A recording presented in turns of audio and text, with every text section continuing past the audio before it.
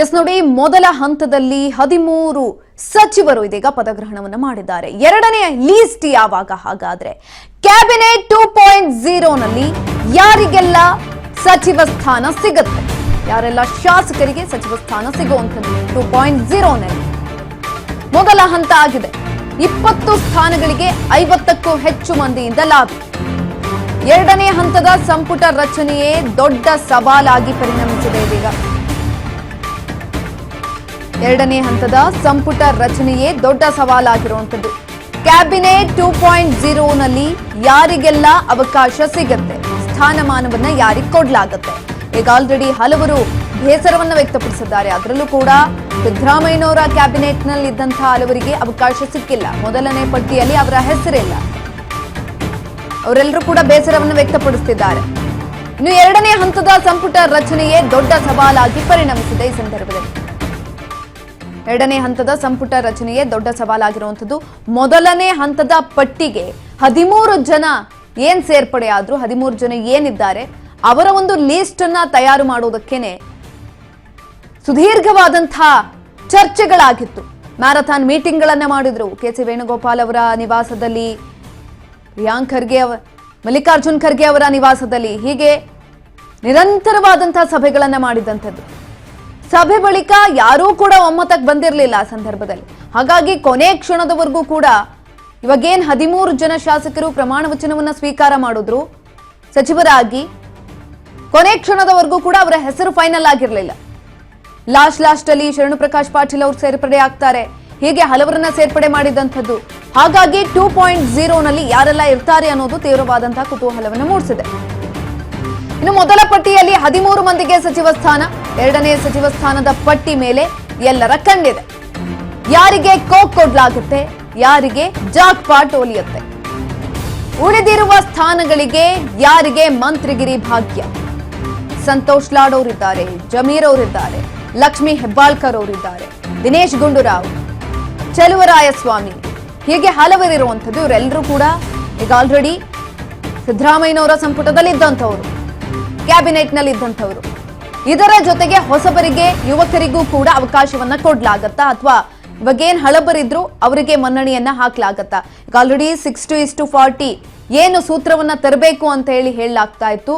ಆ ಒಂದು ಸೂತ್ರದ ಅಡಿಯಲ್ಲಿ 60% ಹಳಬರಿದ್ರೆ 40% ಹೊಸಬರನ್ನ ತೆಗೆದುಕೊಳ್ಳೇಬೇಕು.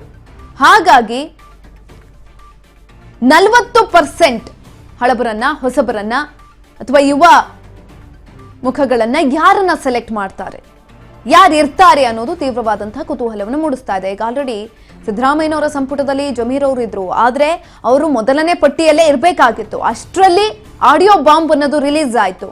ಆ ಸಂದರ್ಭದಲ್ಲಿ ಅವ್ರಿಗೆ ಕೊಡೋದಿಕ್ಕೂ ಆಗಲ್ಲ, ಯಾಕಂತಂದ್ರೆ ಪಕ್ಷ ವಿರೋಧಿ ಚಟುವಟಿಕೆಗಳನ್ನ ಮಾಡಿದ್ದಾರೆ. ದಾವಣಗೆರೆ ದಕ್ಷಿಣ ಬೈ ಎಲೆಕ್ಷನ್ ಆಗ್ತಿದ್ದಂತಹ ಸಂದರ್ಭದಲ್ಲಿ ಅನ್ನೋ ನಿಟ್ಟಿನಲ್ಲಿ, ಅದರಲ್ಲೂ ಕೂಡ ಆಡಿಯೋದಲ್ಲಿ ಅವ್ರು ಮಾತನಾಡಿದ್ದಂಥದ್ದನ್ನ ತರ್ಜುಮೆ ಮಾಡಿ ವೈರಲ್ ಮಾಡಲಾಗಿತ್ತು. ಹಾಗಾಗಿ ಸದ್ಯಕ್ಕಂತೂ ಅವ್ರಿಗೆ ಸಚಿವ ಸ್ಥಾನ ಸಿಗೋದು ಬಹುತೇಕ ಸಾಧ್ಯ ಇಲ್ಲ. ಇನ್ನು ಅದನ್ನು ಹೊರತುಪಡಿಸಿ ಸಂತೋಷ್ ಲಾಡ್ ಅವರ ಹೆಸರು ಕೇಳಿ ಬರ್ತಾ ಇದೆ. ಯಾಕಂತಂದ್ರೆ ಯುವ ಸಮೂಹದಲ್ಲಿ, ಯುವ ಜನತೆಯನ್ನ ಸೆಳೆಯುವಲ್ಲಿ, ಆ ರೀತಿ ಮಾತನಾಡುವಲ್ಲಿ ಸಂತೋಷ್ ಲಾಡ್ ಅವರು ಬಹಳ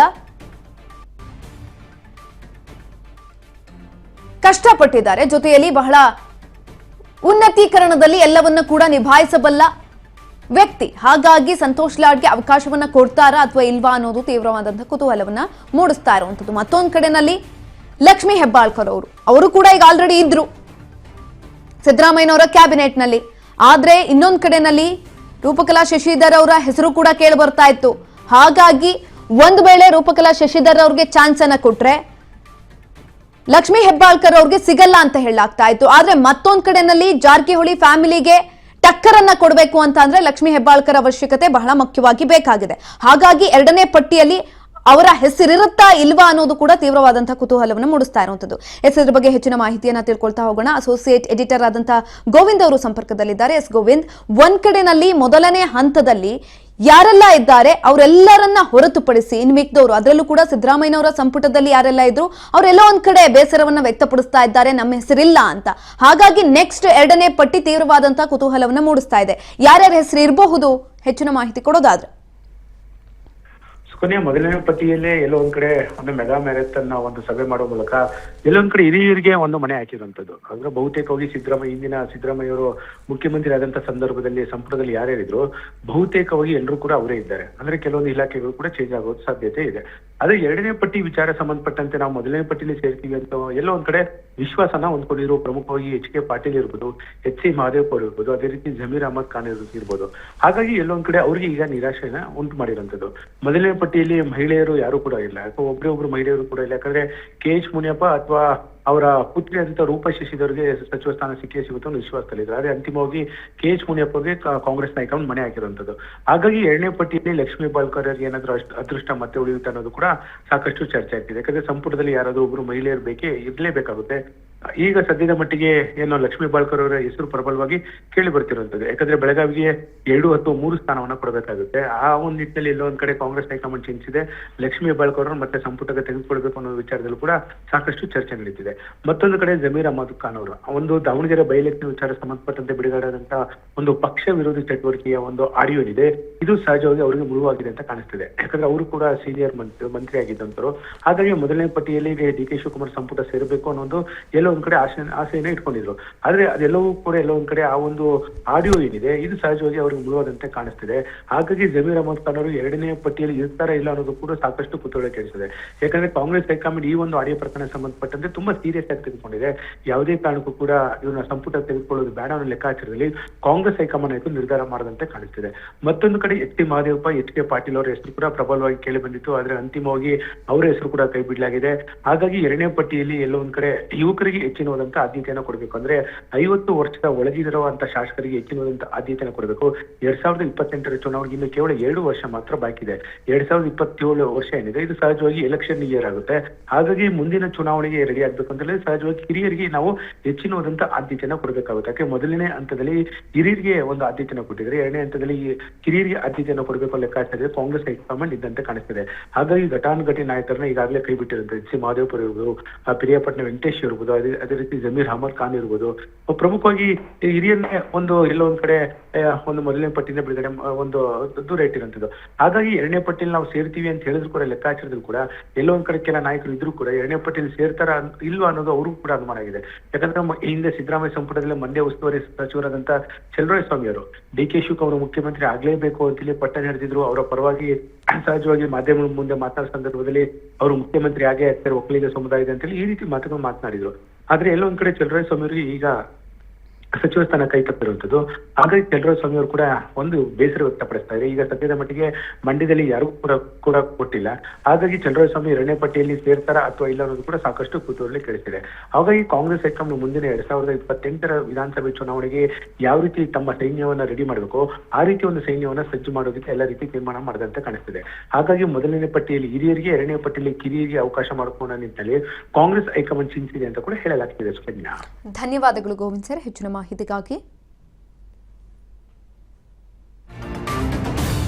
DK ರಾಜ್ಯಭಾರ ಶುರುವಾಗಿದೆ. ಈಗ ಆಲ್ರೆಡಿ ಚುರುಕುಗೊಳಿಸಿದ್ದಾರೆ. ಇನ್ನು ಖಾತೆ ಹಂಚಿಕೆ ಟೆನ್ಷನ್ ಕೂಡ ಇದರ ಮಧ್ಯೆ ಇದೆ. ಸಚಿವರ ಪದಗ್ರಹಣದ ಬಳಿಕ ಖಾತೆ ಹಂಚಿಕೆ ಸರ್ಕಸ್ ನಡೀತಾ ಇದೆ.